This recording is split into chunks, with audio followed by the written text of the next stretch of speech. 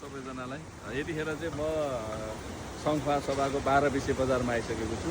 सभा पोखरी भलिबल खेल सफल बनाउनको लागि चाहिँ यहाँ आइसकेको छु। अहिले चाहिँ म ग्राउन्डतिर जाँदैछु है। अहिले चाहिँ म सभा खोलाको पुल चढ्दैछु।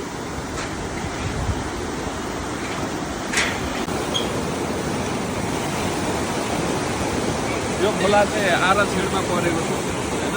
यहाँ माछा मार्न पाइँदैन। यहाँ चाहिँ सबै सिसी क्यामेरा चलन गरेको छ। अनि गेम खेल्ने ठाउँ चाहिँ त्यो पारिपट्टि।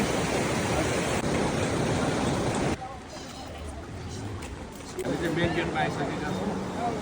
चाहिँ अर्ग्यानिक प्याराफिट दर्शकहरू बसेर हेर्नको लागि यो सबै यहाँ अर्ग्यानिक प्याराफिट बनाएको छ।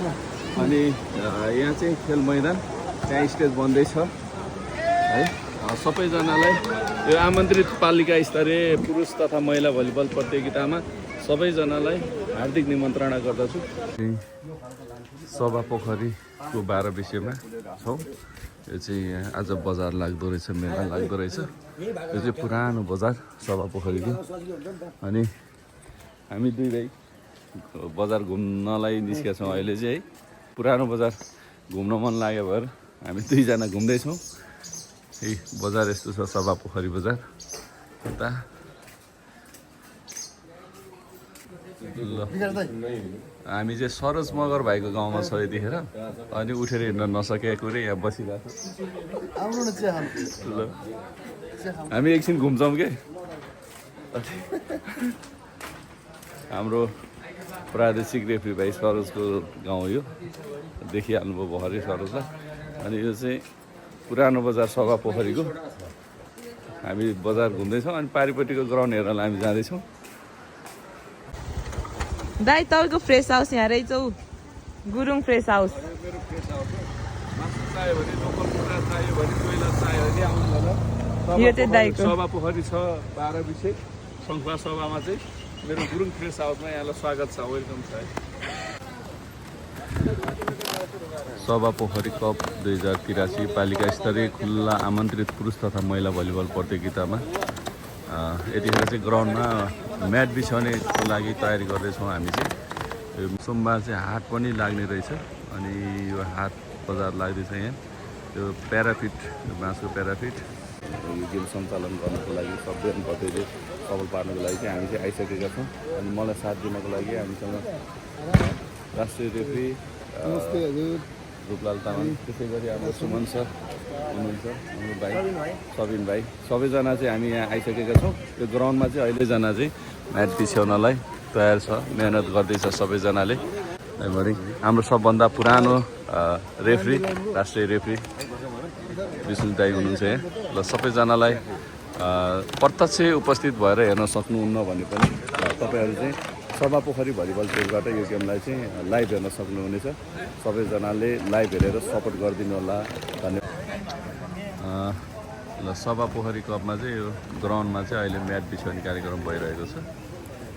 अनि हाम्रो रेफ्री साथीहरू, तारा भाइहरू, बसन्त भाइहरू सबैजना चाहिँ काममा व्यस्त छन्। म्याट बिछाउने काम भइरहेको छ। अनि यतिखेर हामी अन्तिम तयारीमा छौँ। आज सभा पोखरी भलिबल पेजबाट सबैजनाले एक खेलको अवलोकन गर्न सक्नुहुनेछ।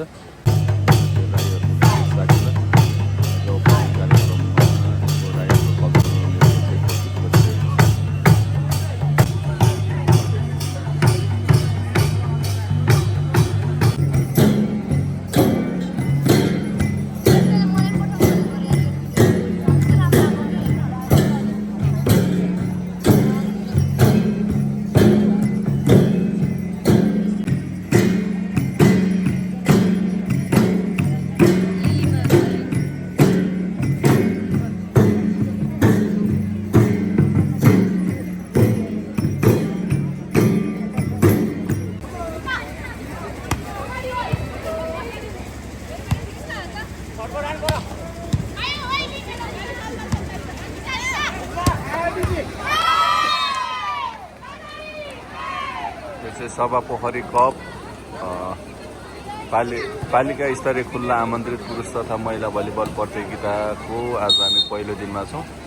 अहिले चाहिँ हामी 12 विषयको सङ्खुवा सभाको 12 विषय सभा पोखरीबाट चाहिँ यो गेमलाई हामीले सुचारू गरिरहेका छौँ।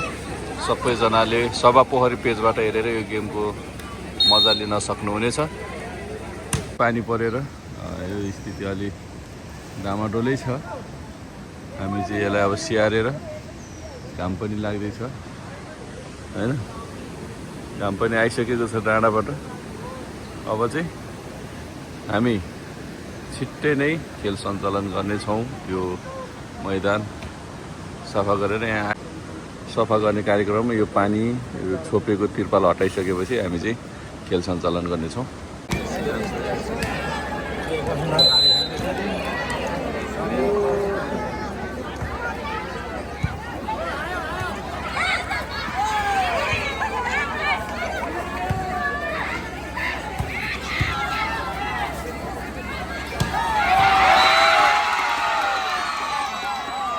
सभा पोखरी कप खुल्ला पालिका स्तरीय महिला तथा पुरुष भलिबल प्रतियोगिताको चाहिँ महिलातर्फ जहाँ चाहिँ इन्डियन खेलाडीहरू समावेश गरिएको छ।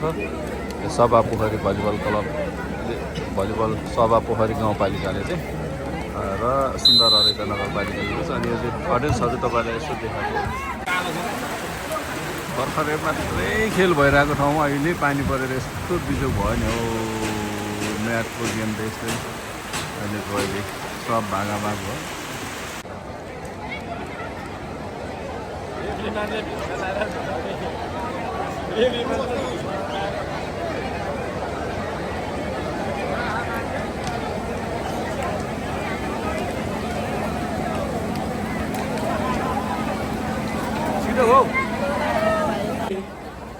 खालबारी नगरपालिका नगर उपप्रमुख श्री महेश्वरा श्रेष्ठज्यूलाई पनि विशिष्ट अतिथिको आसन ग्रहण गरिदिनु न हार्दिक अनुरोध गर्दछु। त्यस्तै गरी सैनपुर नगरपालिका नगर उपप्रमुख, त्यस्तै गरी माधी नगरपालिका नगर उपप्रमुख श्री सुनिता देवी भट्टराईज्यूलाई पनि विशिष्ट अतिथिको आसन ग्रहण गरिदिनु।